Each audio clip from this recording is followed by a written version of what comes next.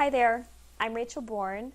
I'm on the Social Anxiety Solutions team, and I want to talk to you about how to handle the spotlight when you have social anxiety.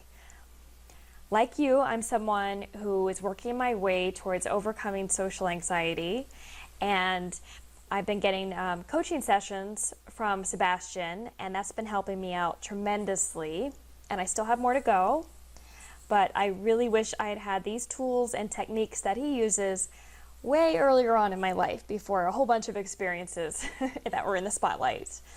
And I have a long history of being uncomfortable having the spotlight on me. So this was an awesome topic this week, and I really hope that you get something out of it. We're going to cover common spotlight situations that people with social anxiety disorder dread and the thoughts that go through their minds. We're going to share approaches that don't work that maybe you have some experience with, and then we're going to share a clip of some live coaching that Sebastian will do for me for this presentation. So you get some live coaching here that you can follow along with. You can rewatch and tweak this to your own situation and decrease your levels of anxiety. What's learned can be unlearned. You've learned your anxiety and it can be unlearned. And we're going to uncover how to do that, because you shouldn't be held back by fear, because then you'll be missing out. You'll be missing out on opportunities and relationships and so on. So situations you dread and the thoughts that go through your mind.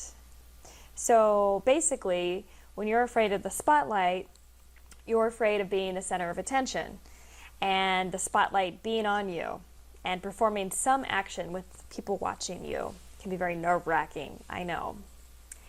Some of these situations might be, speeches, interviews, socializing, being in certain social situations, or being around a certain person. Every time you're in that situation, all those feelings come up for you again. You developed a fear because of your past programming. And your strategy may be to, face your fears. But then, throughout that process, you get so wound up about doing these things, and then going in with that kind of thought process, you get really unhappy, like leading up to the actual event, and just, thinking I'll just avoid this as much as I can, and then I'll just push through it and just, force my way through it, and it none of it's fun, basically, and it just shouldn't be that way. In my experience, facing my fears never did any good. So the thoughts that go through your head when you're in the spotlight, when you have social anxiety, maybe you're first presented with an opportunity and you're all excited and you think, yeah, I have to give a speech, or I have an interview, or there's a party. That kind of first reaction might be positive, like, oh yeah, great. This is this time I'm going to be ready. This time, I'll be good. Not like those other times. And then you immediately go back to that place of fear and anxiety, and kind of replaying past situations that didn't go so well. What if I look stupid or say something stupid? What if I forget what to say? What if I look nervous? What if these people aren't going to like me anymore, or they're going to judge me or make fun of me? And then all the way leading up to your event, this whole thing gets kind of like blown up out of proportion, and you're fearing the event by the time it comes up. Like in my situation, just to give you an example, like I've worked my way up in a professional setting through a lot of really hard work and really just, pushing through a lot of things that weren't fun. And again, like these tools and techniques really could have helped me have like a much more enjoyable experience many, many, many times. But again, like where you are now, that it's okay. Don't look backwards, like look forward. You can apply this situation now and then going forward, and it's only going to get easier and easier for you. And I have multiple stories of these situations, really dreading the type of like spotlight situations. One in particular, and I'm really like putting myself in the hot, like I'm actually getting hot right now, and I think I'll tap while I do tell this story. Like I have a lot of experiences, but going back to when I was a lot younger, I went to this kind of casting call. We had to do like a commercial, and then we had to do a like a monologue in front of a few hundred people, maybe more, I don't know, but it was at least a few hundred people. And the commercial, as soon as the camera was on me, like I forgot my lines and I kept redoing the commercial like over and over. Like I would just freeze, and like that's one of the common reactions is to freeze because you're afraid. And I didn't realize like the whole thing was recorded, and like I kept starting over thinking they were gonna like cut it and clip it and make it all perfect for me. And so that was done, and I don't even know if I got through the commercial once. And then I had to do a monologue in front of a few hundred people, like on stage.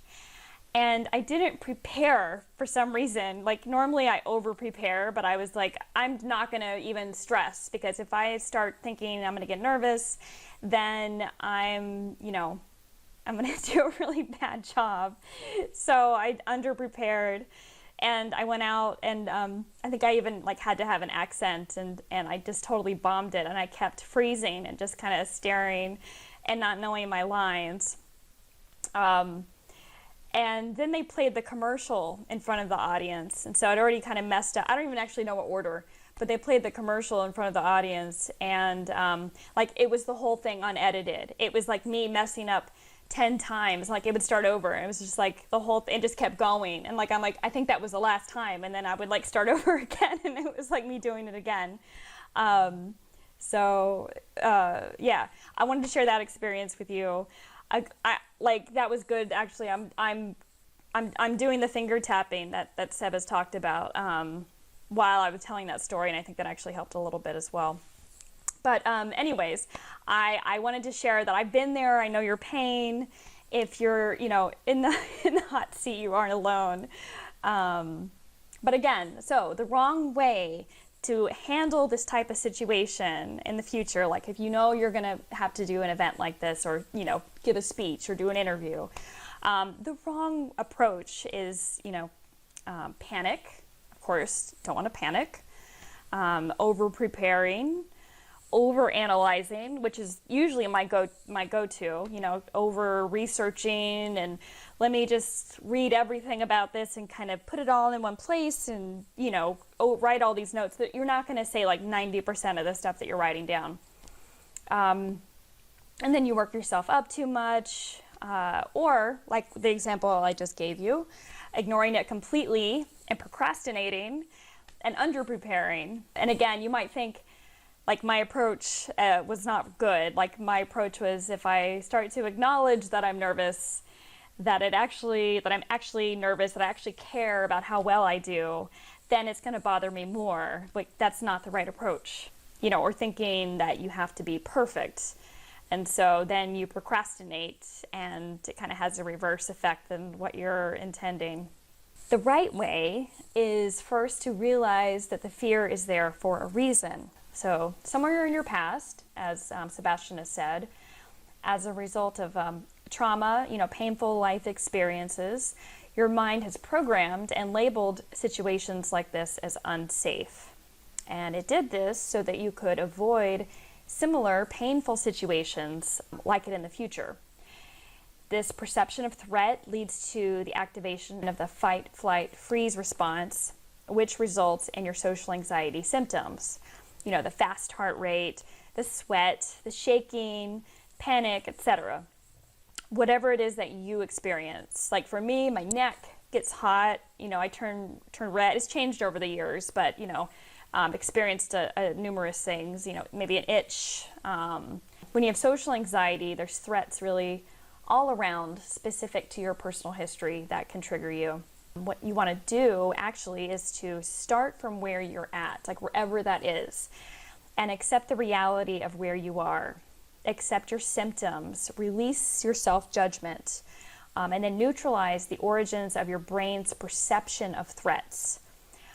And you can do this by applying a simple tapping technique in the right way. And using this technique, you can address the real problem head on and begin calming yourself down and bring yourself into the present moment, step by step. So more about this technique and how to apply it in just a second. Again, an example of what doesn't work are the things I used to do. I tried many things before I was introduced to tapping. A couple things I did. you know, different essential oils, which are great, you know, and different like things to help calm me. There were some courses I took, and you know, if I had a speech, I would talk and walk on the. I would walk and talk on the phone, and pretend to be talking to someone while I'm rehearsing my speech, and it's supposed to be like a technique. Different breathing techniques, which of course are good too. Of course, pretending the audience is naked, which never did me any good. Looking over their heads, looking at them in the eyes. Like I tried every suggestion, and you know, none of it ever really helped. So having social anxiety, like those things were just kind of like surface, like temporary. You know, it might work for some people, but it didn't work for me.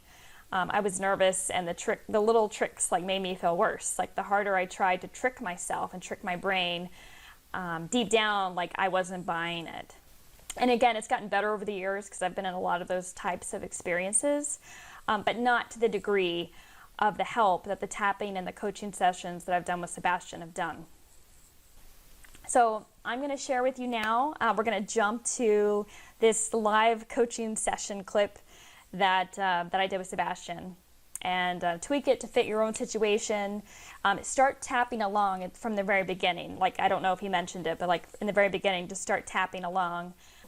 You can gain some benefit by pausing it, you know, pause the video, imagine a scary social situation, maybe being the center of attention, you know, or, you know, a situation that you want some help with right now.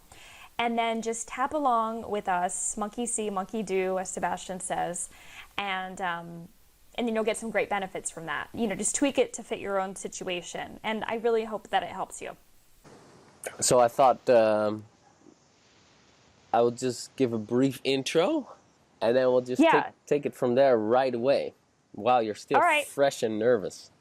I mean, we can just take little clips of this, you know, or something, right? We could, or just take it from as it goes. Yeah, just whatever. Whatever. Yes, okay. No big deal. Just whatever, and just we'll take what works and take maybe pieces of it. And now, are you recording it where you can send it to me, upload it? Everything right now is being recorded. Oh my God, it's already started. Everything you say can and will be used against you online. It's already started. Okay. Right. So it's already started. So just start the tapping. Yep. So for people watching this, Rachel is giving you a little bit of an intro into being in the spotlight and the anxiety associated with that. Well, she's in the spotlight right now, as am I actually. But this is not about me. This is all about Rachel today. And to be completely transparent, Rachel's been helping out behind the scenes for quite a while now. And I've been giving her some sessions. And yeah, right now she's on the spot, right? Because you guys have never seen her face, and there she is, and so on. And for people that have been watching this, have been following this channel for a while, they know what tapping is. But really brief for the people that don't know what it is. Tapping is a psychological form of acupuncture, but instead of using needles, you tap with the tips of your fingers on specific acupressure points on the body. And it looks pretty silly because you're actually doing this. But what it does is it starts to calm down your nervous system. Studies have shown that it reduces the production of serotonin, which is, I always say this wrong. It reduces the production of cortisol, which is your stress hormone, and it increases the production of serotonin, your happy hormone. You want more of that. Anyway, and so these biochemical responses create a sense of calm. So you focus on a particular problem, such as being in the spotlight, and then while you do that tapping, it starts to calm down the excessive negative emotions. Now, you won't get rid of all your negative emotions forever, because negative emotions serve a purpose. They have a message for you, but when they are excessive, or dysfunctional, such as anxiety when you're in a social situation, yeah, we want to do something about that, and the tapping is very effective for that. So, Rachel, did I miss anything? Anything else we should say? Or no, I think you got it. You got it? Okay, cool. All right. So, Rachel, how how are you feeling right now in this moment? I'm a little nervous. Okay. All right. I do feel on the spotlight. Okay. Because you are. All right. Well, Yes. in the tapping world, and I'm mostly talking to everyone watching this now. In the tapping world, we talk a lot about, they call it a SUDS, S-U-D-S, a subjective unit of distress. So you measure on a scale of 0 to 10 how uncomfortable you feel. 0 is like, I'm totally calm and peaceful. And 10 is like, I'm as stressed as I can possibly be. So where would you be on that scale right now? Probably a 4. Okay, about a 4. All right. Yep. And what we can do with the tapping is we can aim at that 4, whatever that 4 represents. That 4 might be a tightness in your throat, a lump in your throat, or a tightness in your throat, a tightness in your chest, butterflies in your stomach. It might be your thoughts racing, a particular thought that you're thinking about the whole time. Whatever, you can pick one particular thing to focus on, or many things to focus on at the same time. Though when you pick one particular thing to focus on, it's more effective. You get laser with the tapping technique. So what are you most aware of? I think like heat right here. Okay. Like a little bit itchy. It used to be really bad. Okay. But like I feel it like subtly, like right here, a little bit of heat. Okay. Gotcha. All right. So that's a symptom of the anxiety. So somehow, some way, your system is perceiving this situation where you're in now as a threat. We don't know exactly what that threat is, and we can probably find it out if we do some digging. But what you're experiencing is a symptom of the anxiety. Okay. So what we want to do is we just want to stimulate these acupressure points while we focus on the symptom that we're aware of, or at least that's what we're going to start out with. Because as you'll find out as you start doing this, it's actually a very forgiving technique. And Rachel's going to be totally honest when it doesn't initially work, because that's okay. Because if it doesn't initially work, it just means we'll take a different route, we'll take a different approach, because there are many ways to go at the problem. Okay. All right. So all I want you to do is just want you to focus on that. Heat sensation that you have while you simultaneously stimulate these acupressure points. All right, and tapping under the eyes. And so what you're doing is you're just concentrating on the discomfort while you do the tapping. Tapping under the nose.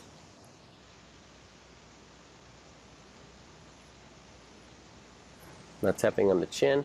Now, for people listening, if you look for standard EFT, it's like, even though I have this, heat in my upper neck, I deeply and completely accept myself. That's standard EFT. This is an applied, or a different version of it. It's more like SET, Simple Energy Techniques, which I got from my mentor and his mate, Dr. David Lake, psychotherapist, and Steve Wells, psychologist.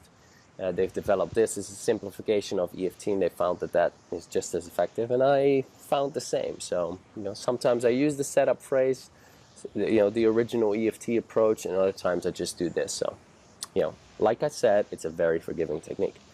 All right, so after a bit of tapping, you'll either find out that you feel just as uncomfortable, you'll feel more uncomfortable, or you feel less uncomfortable, or you no longer feel uncomfortable. So what are you aware of, Rachel? It's slightly less. Okay. I would say maybe like a 3. Okay, gotcha. All right. So what that tells me is that there's likely some part of you that is resisting letting go of that anxiety response. Okay? Because typically if you do tapping for a couple of minutes and it's just a low intensity, the low intensity will drop. So and when I say there's likely resistance to letting go of it, that might be because, there's a variety of common reasons. But basically, consciously, Rachel here wants to feel at ease. Am I right? Yes. Yes, okay. Of course. Right.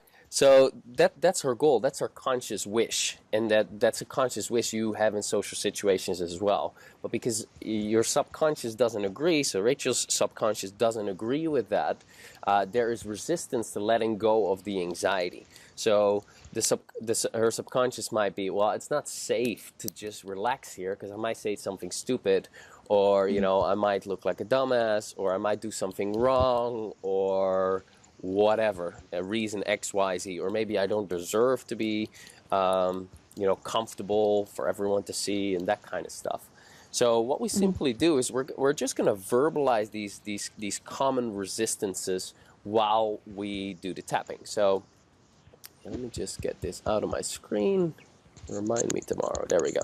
All right. So just tapping on your arms and just say, it's not safe to relax. It's not safe to relax. On the liver point, I don't want to relax. I don't want to relax. On the wrist point, it's better to be super focused and alert right now. It's better to be super focused and alert right now. Yeah. Focused exactly. And alert right now. Yeah, on the top of the head. It's not me to be relaxed while I'm in the spotlight. It's not me to be relaxed when I'm in the spotlight. Beginning of the eyebrows, unless it is. Unless it is. So yes, it certainly hasn't been the case. Certainly hasn't been the case. Under the eyes, but I'd like to feel a bit more relaxed. But I'd like to feel a bit more relaxed. Okay, under the nose, take a deep breath.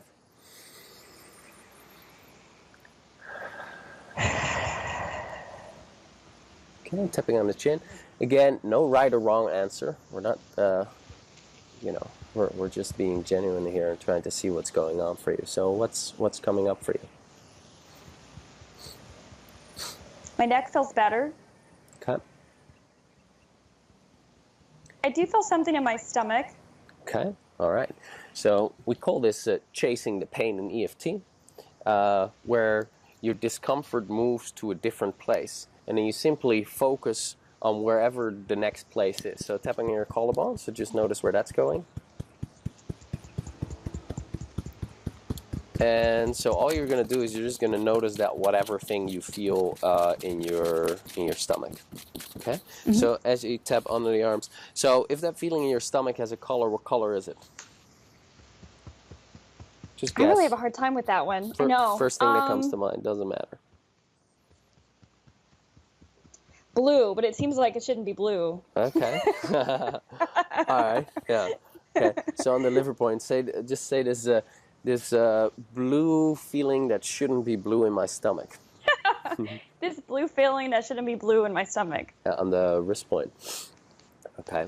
So you can, by kind of focusing more deeply onto the sensation by naming it, giving it a color, noticing what the temperature of it is, etc. You're kind of more tuning into it. You're more focused on it, and the better you focus and the better you do the tapping, typically, the better your results. So I'm just telling them a bunch of things, Rach. So while you're tapping on the top of your head. So I also noticed that you said, well, it's blue, but it shouldn't be blue, and maybe it's also kind of like a reflection of a particular inner resistance to the feeling being there in the first place. So on the beginning of the eyebrows, because a common thing that very, very common thing, actually it keeps anxiety like locked into place, is having feelings about the anxiety. So I have an anxiety response, I have symptoms showing up in my body, my heart is racing, there's a lump in my throat, whatever the symptoms are, and I shouldn't have those. It's unacceptable that I have them. I'm a loser for having them. I should just be comfortable. What's wrong with me? Blah, blah, blah, blah, blah. All that inner dialogue and those feelings, they kind of put a lid on the problem, is what Steve Wells says. And, often I'm just parroting other people. As it's, if it's said well, you shouldn't change it. Anyway, so that's what it does. So you actually want to be okay, however counterintuitive that might sound, you want to be in an accepting place of the symptoms that you're experiencing. And so right now, when you're aware of that feeling in your stomach, just say, I shouldn't feel this way. I shouldn't feel this way. Yeah, chin. It's pathetic I feel this way. It's pathetic I feel this way. On the collarbone. By the way, if you haven't already started tapping along, go back to the beginning of the video and start tapping along, or start tapping along right now. Okay, there's nothing bad that's going to happen. You're just going to calm yourself a bit down. All right. So, and if your symptoms are not the same, which they likely aren't, or they might, that's okay. You'll still get the benefits. You'll still gain some benefits. All right, on the liver point, and sometimes we just want to verbalize whatever is going on for us. So just say, I'm under a lot of pressure right now. I'm under a lot of pressure right now. Okay. So on the wrist point, and I'm kind of just mind reading a bit because I've been doing this for a long time. But what else might be going on for you in your mind right now? A little. Sometimes when I'm on the spotlight, my mind goes a little blank. Like I'm not fully present, as much as I would like to be. Sure. And are you aware of that now? A little bit. Okay. And how should you be instead?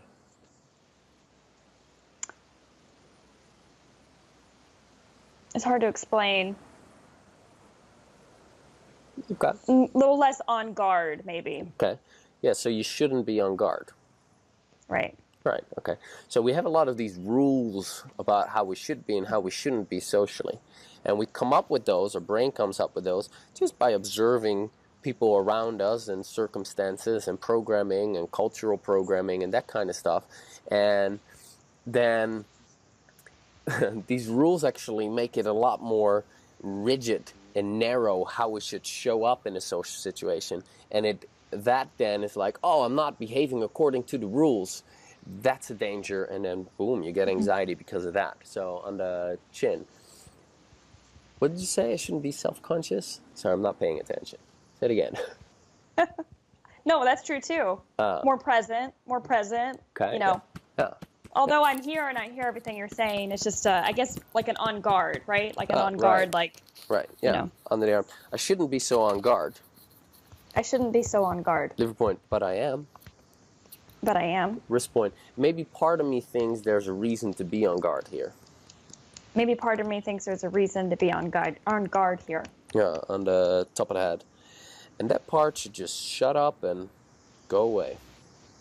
And that part should just shut up and go away. On the beginning of the eyebrows. Or maybe it's there for a reason. Or maybe it's there for a reason. On the side of the eyes, it's seeing some danger. It's seen some danger. On the eyes, and it's trying to warn me. And it's trying to warn me. On the nose. And I've been hating on that part of me. And I've been hating on that part of me. On the chin. And I wonder if I could potentially see. And I wonder if I could potentially see. Collarbone. The intention that this part of me has. The intention that this part of me has. Under the arms. The intention to keep me safe. The intention to keep me safe. Yeah, on the liver point. This part is just trying its best to keep me safe. This part is just trying its best to keep me safe. Yeah, on the wrist point. All right, on the top of the head. I shouldn't feel uncomfortable at all. I shouldn't feel uncomfortable at all. Being with the eyebrows, but I do. But I do. So I ask, what if I'm okay anyway? And what if I'm okay anyway? I ask, what if I'm not these symptoms? What if I'm not these symptoms? I don't know, I'm just experiencing them. I'm just experiencing them. Shin, they're very uncomfortable. They're very uncomfortable. Collarbone. But if I resist them, they're going to stay around. But if I resist them, they're going to stay around. Under the arms. And if I accept them, I can allow them to pass. If I accept them, I can allow them to pass. On the liver point. Yeah, so just thought of this metaphor yesterday when I was having a massage. So I was having a massage and it was painful in my feet. She was giving me elbows into the bottom of your feet. Now that's not a very pleasant feeling, but it's very good for you. And I know that if I resist it, if I'm gonna tighten my muscles and try to go against, because it is painful, try to go against the pain, it's gonna hurt even more. But if I relax into the pain and I allow the pain to be there, it's actually a lot less painful and a lot more healing. And Hmm. same thing goes for these annoying, uncomfortable symptoms that you experience. Because it's true that they don't allow you to function optimally. It is Right. frustrating to feel that way. All of that kind of stuff. And yeah, I hope I landed the plane on that, but let's see. No, that makes sense. Okay, good. So while you tap on the chin, take a deep breath.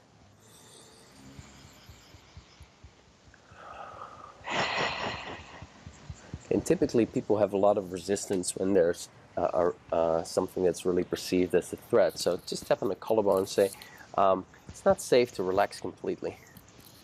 It's not safe to relax completely. Under the arms. That wouldn't be smart. That wouldn't be smart. On the liver point. They can all see me. They can all see me. On the wrist point. What if they think there's something wrong with me? What if they think there's something wrong with me? Top of that, so what? So what? Beneath the eyebrows. That's not so what. That's not so what. Say eyes. They should think I'm awesome. They should think I'm awesome. On the eyes. They shouldn't think there's something wrong with me.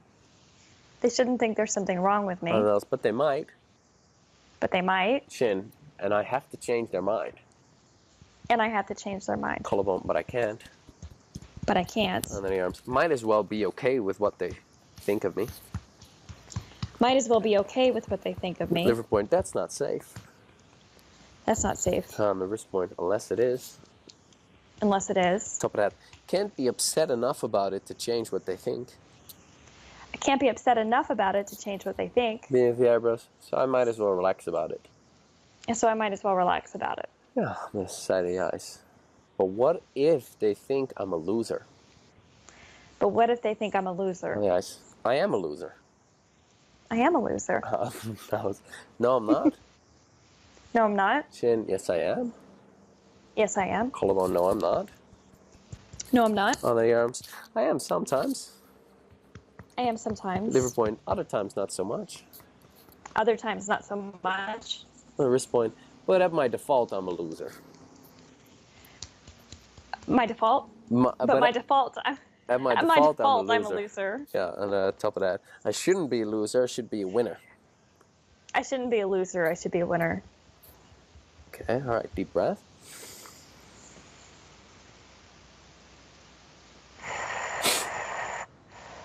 Okay, so I verbalized a couple of the things that are typically going on for people, and if you're listening to this, I'm sure you can relate.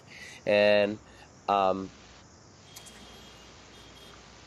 also, why I did that is because I'm a loser, you're a loser, we're all losers in some fashion, but it's just an idea that we're emotionally attached to, and it's a part of us is a loser, and you've felt like a loser at a particular part in your life, and if you repress that side of you and you're like, no, I can never be a loser, should always be a winner, I have to be a champ, I gotta knuckle down and be the best and that kind of stuff, then there's a part of you that you're rejecting. You've disowned the weak or the quote-unquote loser part of you. It's just a harsh judgment, and you want to be okay with being a loser, because then you don't have to hide that you're a loser sometimes, because you might be in a social situation and you might say something dumb. I do it all the time, and then and then you end up looking like a loser. And if you're ashamed of that part of you, now you're going to feel uncomfortable and awkward, and maybe you even blush. But if you're okay with the fact that you're a loser sometimes, then you say something dumb in a social situation, and you show up as a, or people might think that you're a loser. Usually they don't, or they don't care. But if they then do, you're like, all right, I'm okay with that. I've accepted the part of me that is a loser. I don't have to prove myself. I'm a loser. So what? What's the problem? Okay. So anyway, I'm throwing a lot of information at the people watching, and I just want to check in how you're doing, Rach. Actually, pretty well. Like, I feel I felt when we were done that last time, like a little bit like a buzz kind of Mm, feel, mm, like yeah, where I was kind of anxious before, like I kind of felt something, but it was more, it was more like positive. right. Okay, Um, and I don't, and yeah, there's no more of that like heat great. and sensation. Yeah, so that's a typical sign of energy release. Sounds a bit woo-woo and weird and all that kind of stuff if you're listening to this, but basic premise of EFT, of the tapping, is that all negative emotions are due to a disruption in the body's energy system. Now, if you imagine that your energy system is kind of flowing in a circle, when it's flowing, you're feeling great. And, the energy that's flowing is your ki or your chi or your prana, depending on what, if you look at the Japanese philosophy or yogic tradition or whatever, many different fields talk about this. But when your ki or your chi or your prana, your life energy is flowing well, you feel great. But whenever there's a little disruption in that flow, now you experience negative emotion. And what the tapping does, it sends a little signal to wherever that disruption is, and it balances the disruption. But you need to focus on the right thing in order to counter that imbalance. So when we started talking about, being a loser and that kind of stuff, that was one particular important aspect of why you were feeling uncomfortable to the degree that you We hit home on were. Yeah, something. we hit home. And so as a result, the energy system got balanced, and now you feel, and then you felt like the energy rushing through your body. Some people have to giggle, other people yawn, some people take a big sigh. Sometimes you feel euphoric feelings, sometimes you feel heat moving throughout your body, and you're just kind of coming back to the present moment. You're no longer reliving some kind of past experience, or you're no longer emotionally attached to a particular belief. Mhm. Okay, all right. So now we could go on with this, but we're just doing a little bit of an idea as to how you can go about the tapping and how you can use it to calm yourself down when you're being in the spotlight. Okay, so Rachel is going to do a little bit of an end presentation, I believe. Is that right? Yes, we'll do Okay. something. All right. So now maybe new anxiety comes up about doing the end presentation. Who knows? Who knows? But that's kind of how the tapping works. So you have a particular problem, and that problem, say social anxiety, consists of a certain amount of aspects, a certain amount of smaller parts. And each of these smaller parts need to be addressed, need to be focused on, tapped on, and bit by bit, you're then bringing yourself back to the present moment where you feel safe to be yourself. So, I'm a loser because I have social anxiety is an aspect.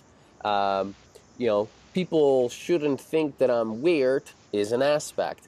I feel a lump in my throat is an aspect. The time when my dad hit me when I was 7, where I learned that I'm not good enough, is an aspect, and so on. So with the tapping, you simply go after all of these particular aspects one by one by one by one by one, and that's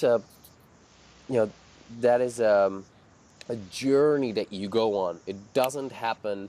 You can make amazing transformation in a single session, and you can calm yourself down quickly.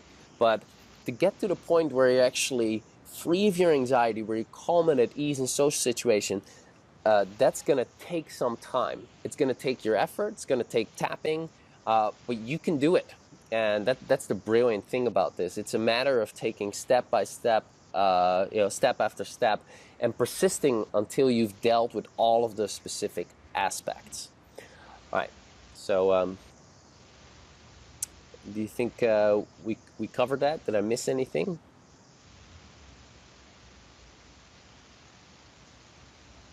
No, I think that's good. Okay, good. All right. So no right or wrong answer. What are you noticing right now in your body? How much anxiety is left, or how much tension is left? I don't feel anything negative, like physically. Okay. All right. Good. Like there's no anxiety there. More so just like maybe overanalyze, or kind of like Okay. Yeah. in my head a little. Okay. Gotcha. All right. Yeah. So that is just another symptom that you can focus on, because you can focus on how it feels in your head, the over analyticness. Maybe there's a tension in your jaws, whatever. And that just becomes the next aspect to focus on. And so you just continue the tapping like that. Yep. But I think we've done quite long enough already as it is. So let's end it here. What do you think? Yeah. Thank you. I do actually feel better. I think after this, I'll shoot intro and the closing. Great. Awesome. Well, I didn't do this in the beginning. I want to do it now. Thank you for being brave and, sharing yourself to the world. That's very cool. So yes, thank you. I appreciate it. It's going to be helpful. Very helpful. Cool. All righty. Bye for now then. All right. So that was the live coaching session with Sebastian.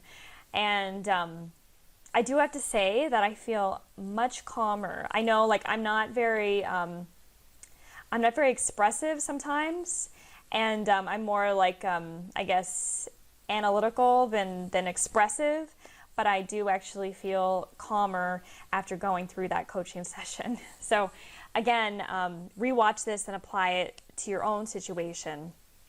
The lesson learned here is, know that you're afraid of the spotlight or you're afraid of a social situation for a reason. Your emotions are there for a reason. They're there to protect you. So instead of trying to fight them and push them away and be hard on yourself and judge yourself for having them, accept them and release your judgment of yourself and neutralize the perception of threat using the tapping technique. This tapping session was merely a short example of how to apply the tapping. This likely has already given you some relief. However, you want to apply enough tapping on the right targets. By persistently doing so until all of the smaller aspects of your issue are dealt with, you can have freedom from your particular issue. Then you can be totally free and at ease being in the spotlight. This can happen quite quickly, or it may require you to do a lot more tapping over a longer period of time. It all depends. But relief can be made pretty much instantly when you apply the tapping on the right targets. Here's a clip from a former client Sebastian worked with for 3 sessions, who could now freely speak his mind during his wedding anniversary speech. Yeah, actually the problem was mostly when I was in some certain social situations, such as being in the center of attention, or even as simple as introducing myself to a group of people. I got extremely anxious, and I felt very bad. I was shaking, and even a simple introduction was a big challenge for me sometimes at work, to introduce myself to a couple of people. And that was the issue, that when I was started working in a company in which I should talk about my work every day for a couple of minutes, very simple task about the progress of the projects. And that was a nightmare for me. Like a group of people was listening, and that was something that really was difficult for me, and I was very nervous, very anxious, and I had too much problem. And the biggest problem was that they noticed my anxiety, and I pushed myself to look normal, and I was unable to do that. And it was automatic. As soon as it was my turn, even before it was my turn, my heart was pounding, and I felt very bad, and I was blushing, and that was one of those moments where the worst moment in my life. I realized that if I fix this issue, it opens some other opportunities to my life. How are things different now compared to how they used to be? The biggest difference is I feel calm and relaxed in those type of situation. And as I mentioned earlier in our conversation, I was going to give a quick speech in my 25th years of my wedding ceremony. In the party, again, my wife, after dinner, my wife came to me and asked me if I'm willing to give my speech. And at that moment, I said yes, with confidence, actually, and because I felt really good. And I said, yes, I'm ready. And it went very well. It went much better than I expected. I was calm and relaxed. And it was an amazing feeling and experience while giving my speech. And after that, I felt great in order to be able to handle the situation in a calm and relaxed manner. And that was a proof, actually, for me that it is working, and it worked for me. And it opened the door for me to continue on it for my personal development and heal any remaining issues that may arise in any certain situation. And my speech was recorded by a friend in the party, and I watched it at least 10 times so far in the last 2 years. And I really enjoy my confidence and having fun while I'm giving my speech. And if you want to learn how to apply tapping so you can also become confident in social situations, get the free Social Confidence Starter Kit. If you like this video, please make sure you subscribe, and we'll bring you a new video next Thursday.